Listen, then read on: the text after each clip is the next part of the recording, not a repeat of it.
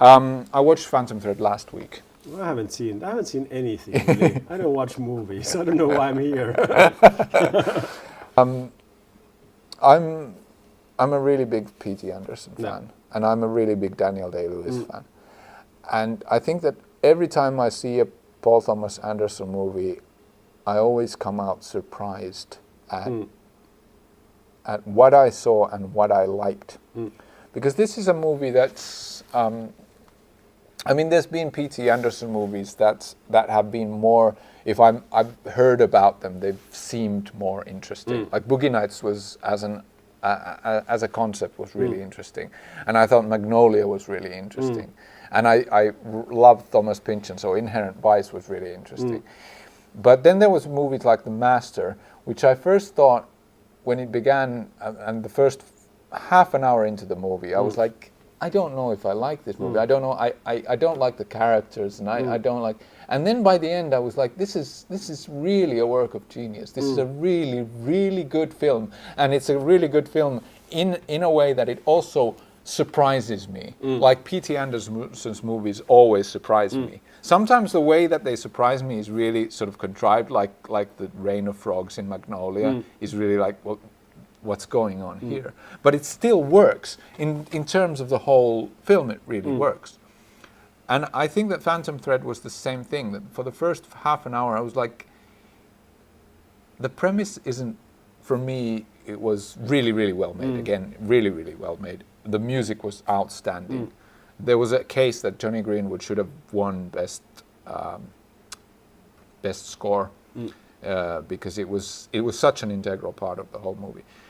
But by the end, again, I was like, this is a really, really important movie. This is a movie that talks about important issues that nobody tends to talk about using movies.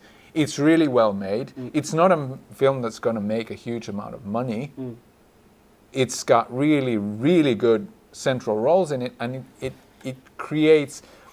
It's a movie designed to get people talking about what the subject matter revolves around. Please don't let her sit around waiting for you. I'm very fond of her. Oh, you're very fond of her, are you? Well, in that case.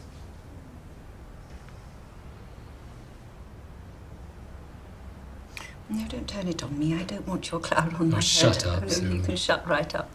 Don't pick a fight with me. You certainly won't come out alive. I'll go right through you, and it'll be you who ends up on the floor. Understood? And it was just, it's not P.T. Anderson's best movie. It's not his most interesting movie, but it is a really, really good film that I thought that it was, I think it was among the best of these nominees. But yeah, let's move on because there's not much that. Yeah, it sounds really good. It sounds really good, and the thing that came to my mind is that it's interesting that there are some really good filmmakers and screenwriters and actors, and they make movies about subjects that that in my opinion, just by changing the subject into more James Bond territories would be better. We should pool all this talent and put it into making Transformers movies basically, and then see what's the culmination of a Transformer movie. Me shooting myself in the head. No sir, no sir, it's not. I mean, it's a stupid idea, and I hope you cut it out in the editing room. But really, if we take our best people and put them at our best people. Stephen Hawking died today. We're short one best person at least. The rest, and start working on a really good Transformers movie. Now, how good could we make it? Now, what would be the gold standard of a Transformer movie? If it was directed by, let's say, P.T. Anderson, and then it starred all the best people, and the music was Meryl Streep as Optimus Prime. yeah, why not? But enough about that. Like I said, cut this out at the editing shoot. I will not. Mostly because you've been mentioning Transformers way too many weeks in a row right now. Have I? Yeah. It haunts my mind, apparently. I don't doubt that. It just haunts your mind in the worst way possible, I think. No, but the thing is that, you know, it's good to make movies about people who make dresses and stuff like that, but it's better to make movies about robots. Yeah. Yeah. That's all I'm saying. That's all I'm saying. Yeah. Yeah. But it is. I think that it is in those terms. It's an interesting idea. The James Bond idea, I think, is really interesting in it attracting directors now that would. I mean, Stanley Kubrick would have never wanted to make a James Bond movie. No. I think. And there's really no reason for that except elitism. In a way, that you don't want to touch material that you feel that is somehow tainted by this kind of silliness or whatever it is. Yeah. But I think that it's been really interesting to see James Bond movies being directed by people who actually have Oscars. Yeah, who actually can make movies. I think it's the same with any kind of movie. When you think about sci-fi or something like that, or like Christopher Nolan doing Interstellar or something.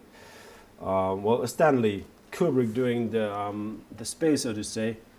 And the thing about it is that I think it would be fun to just see how good people really the best people, how well they could make movies that have like really stupid subjects, like Transformers, for example.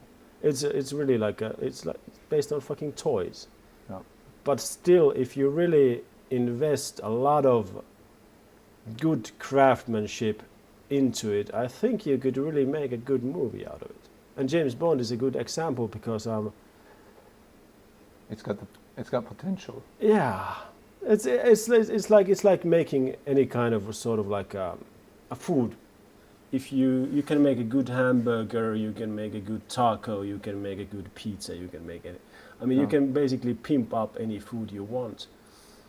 And I don't know why I started talking about this. I think I'll regret it. Yeah, Probably. Yeah. I'll just briefly mention Lady Bird because I haven't seen it. I've seen trailers, and Me too. It's been a kind of movie that I don't necessarily think that's gonna. Yeah, me neither. Yeah. But Mark Kermode, I have to just briefly say that he gave his Oscar predictions, and he had this theory, which he thought that it sounded good at the time, and then agreed that it wasn't probably a very good theory. It was that at that time they were also saying that Shape of Water and Ebbing are the two major contenders. And he thought that Lady Bird would win Best Picture because both Shape of Water and Ebbing were so polarizing that there's people who are going to love them, and then there's going to be people who really dislike the movie. And he said that Lady Bird is that kind of movie that nobody really dislikes. So it might have been that these people who really like Ebbing were going to vote for it, and these people who really like Shape of Water were going to vote for it. But then there were going to be people who were going to vote for Lady Bird simply because it's a lovely movie in a kind of way. I don't know if I'm going to think of it as a lovely movie. I don't know if I'm actually going to see it. I sort of want to, because I want to complete this complete 9 set of Best Picture nominees, and maybe I'm going to see it and so on. But again, I'm not the demographic at all. I want to go where culture is, like How New in the world York, did I raise such a or at least snob? Connecticut or New Hampshire, where writers live in the Get into woods. those schools anyway. Mom, You should just go to City College. You know, with your work ethic, just go to City College and then to jail, and then back to City College, and then maybe you'd learn to pull yourself up and not expect everybody to do everything. It's